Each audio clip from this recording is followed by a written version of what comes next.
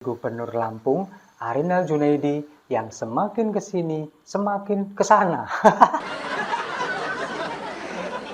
Ya, sebelumnya mungkin banyak yang bertanya ya, wah kemana aja nih Bapak Dimas seminggu ini, kok nggak kelihatan muncul di video? Memang beberapa hari belakangan saya lagi batuk.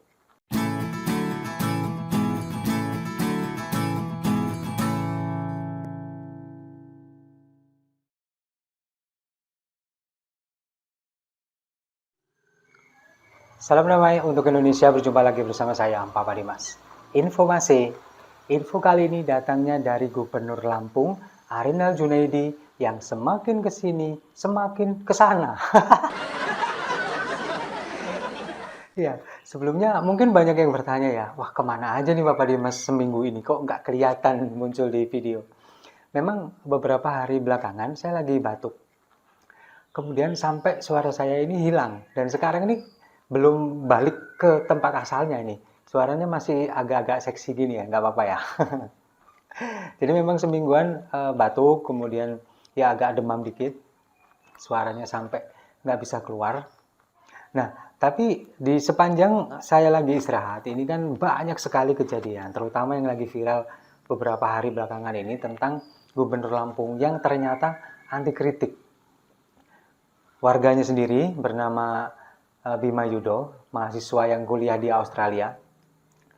Dia kemudian mengkritik melalui media sosial, melalui TikTok, tentang jalanan rusak yang ada di Lampung.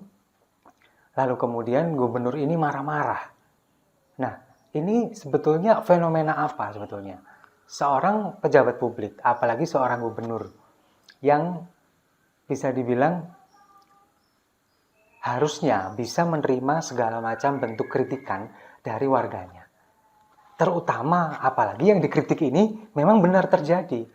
Terutama masalah jalan rusak yang banyak sekarang justru malah bermunculan berbagai macam video yang memperlihatkan bagaimana kondisi sebetulnya jalan-jalan yang ada di wilayah Lampung, Provinsi Lampung. Dari banyak sekali video yang beredar saat ini bahkan dibuat parodi, dibuat komedi oleh beberapa pengguna media sosial bahwa jalan-jalan ini semuanya berlubang dan dipenuhi dengan genangan air karena memang kondisi hampir setiap hari hujan.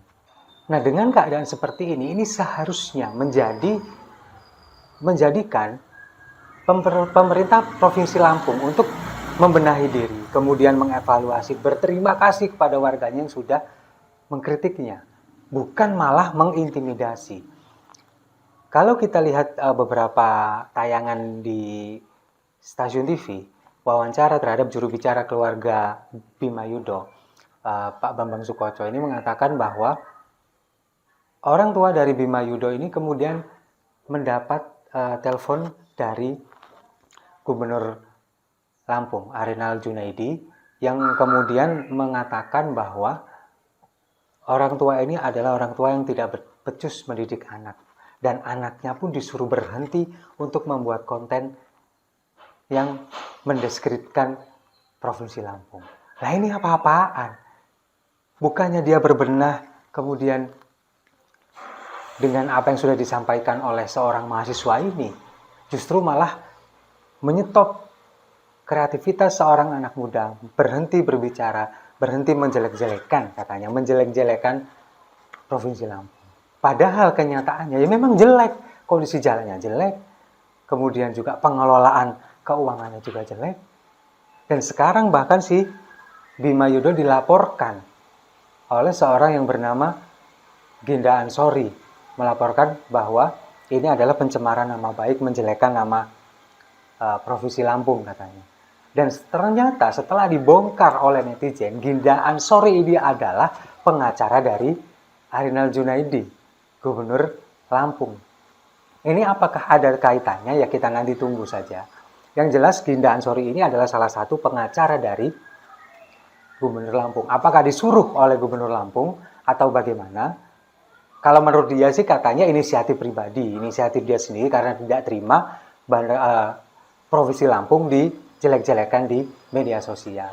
Tapi kalau saya nggak yakin, kayaknya sih memang ada unsur suruhan dari Gubernur Lampung. Lalu kemudian sekarang si Gubernur Lampung Arinal Junaidi ini kemudian juga sibuk untuk ngeles ke sana kemari, sibuk membantah ke sana kemari. Ketika kemarin ditanya oleh wartawan, saya melihat di cuplikan di Kompas TV atau di mana, dia justru marah ketika ditanya apakah benar melakukan intimidasi atau ancaman kepada keluarga Bima Yudho. Dia justru wajahnya terlihat marah, kemudian mengatakan bahwa ya kalian tanya aja ke keluarga Bima. Seperti itu. Apakah pantas seorang gubernur berucap seperti itu? Dan justru sekarang dia minta bukti. Bukti bahwa dia pernah mengintimidasi, bukti bahwa dia pernah mengancam. Padahal ketika juru bicara dari keluarga Bima Yudho, Bambang Sukoco ini ketika diwawancara beberapa waktu yang lalu, ini mengatakan bahwa ada, ancaman itu ada. Ancaman akan melaporkan ini, meneruskan proses hukum ini sampai benar-benar tuntas katanya. Meskipun keluarga Bima Yudho sudah meminta maaf. Memang keluarga dari Bima ini sudah meminta maaf kepada gubernur. Cuman yang dia minta maafnya adalah bukan karena isi konten.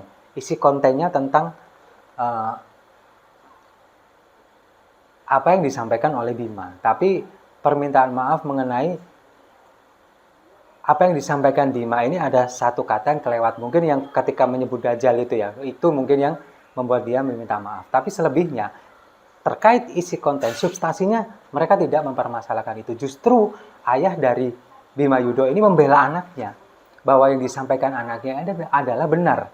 Justru tidak benar ketika gubernur ini kemudian menyetop warganya untuk mengkritik. Ada apa sebetulnya? Dan kalau kita melihat, ternyata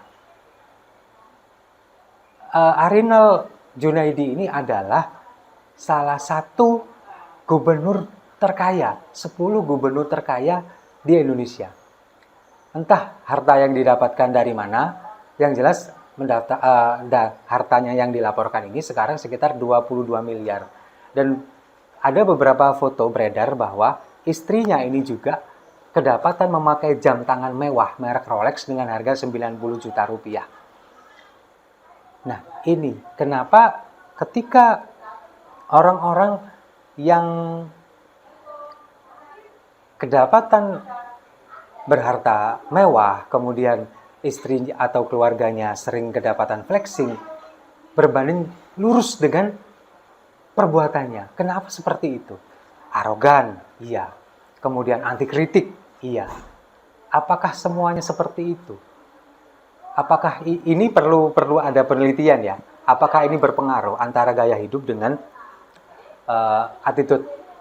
Perlu diteliti lebih lanjut. Tapi saya melihat beberapa pejabat tentunya, ini ketika mereka kemudian hartanya melimpah, lalu keluarganya kedapatan sering flexing dan lain sebagainya, pejabatnya ini seperti ini. Mereka anti kritik, kemudian arogan, dan temperamen, seperti yang ditunjukkan oleh Arinal Junaidi ini. Nah, inilah yang kemudian membuat kita semua jadi bertanya, bahkan tidak sedikit yang mengecam bahwa ya itulah kemungkinan kalau harta didapatkan dari cara tidak halal. Banyak yang berkata seperti itu. Apakah ini benar halal atau tidak, kita tidak tahu. Cuman yang bersangkutan dan Tuhan yang tahu ya.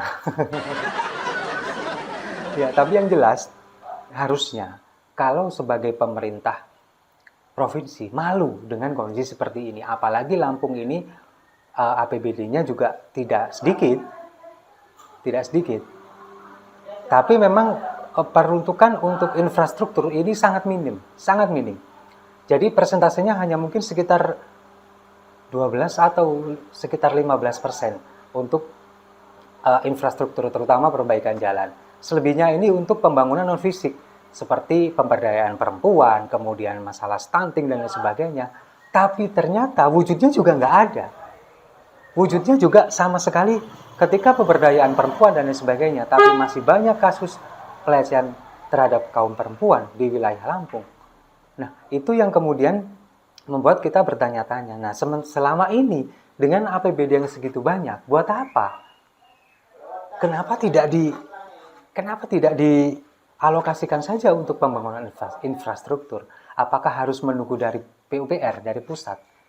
Karena ini kan semuanya harus diawali dari pemerintah daerah dulu, dari kota, kabupaten, kemudian ke provinsi, baru diajukan ke PUPR.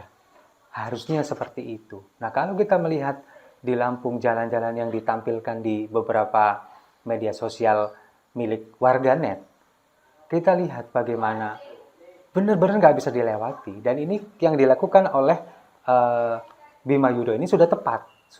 Dan jangan sampai ini kemudian dibatasi atau dihentikan, diberangus, dibungkam oleh ulah-ulah dari para pejabatnya seperti Arinal Junaidi ini. Nah, kalau kita melihat kemudian Arinal Junaidi ini, dia juga ternyata kalau kita flashback beberapa tahun ke belakang, memang dia ini juga sedikit banyak bermasalah, terutama menghadapi rekan-rekan media. Dia pernah juga menganiaya seorang petugas bandara, kemudian juga pernah mengancam wartawan, mengatakan bahwa jangan tanya-tanya dulu, saya ini sedang pusing, gini-gini, saya ini mantan preman.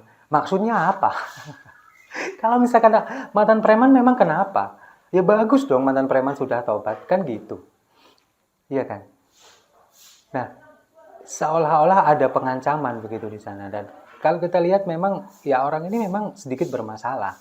Ya mungkin dari pihak Kementerian Dalam Negeri bisa memberikan teguran kepada Arinal Junaidi bahwa apa yang dilakukan sekarang ini tidak dibenarkan gitu, apalagi sampai melaporkan warganya sendiri karena melakukan kritik.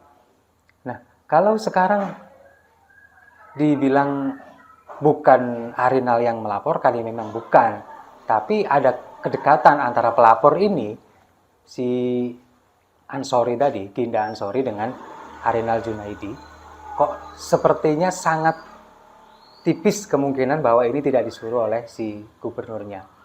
Dan kalau kita melihat sekarang beberapa video dari Bima beberapa hari terakhir ketika dia menangis panik karena keluarganya terasa diancam, kemudian diintimidasi, ya mungkin sekarang dia sudah lebih tenang karena dari pihak keluarga di sini juga sudah memastikan bahwa aman, ayahnya juga aman, kemudian dari pihak kepolisian juga sudah menjamin keamanan dari pihak keluarga Bima Yudho. Tapi kalau misalkan ini diteruskan, kasus ini diteruskan, ini akan menjadi sebuah presiden buruk sebetulnya untuk demokrasi di Indonesia. Ketika seseorang melakukan autokritik kepada wilayahnya sendiri, kemudian harus dipidana karena dianggap mencemarkan nama baik dan lain sebagainya, ini sangat tidak tepat, sangat tidak tepat. Harusnya pemerintah daerahnya ini kemudian mereka yang memperbaiki diri, mereka yang kemudian meminta maaf kepada warganya, sudah membuat tidak nyaman. Justru sekarang malah sibuk ngeles ke sana kemari. Wakil gubernurnya juga ngeles, gubernurnya apalagi marah-marah kepada awak media dan sebagainya. Jadi itulah sedikit gambaran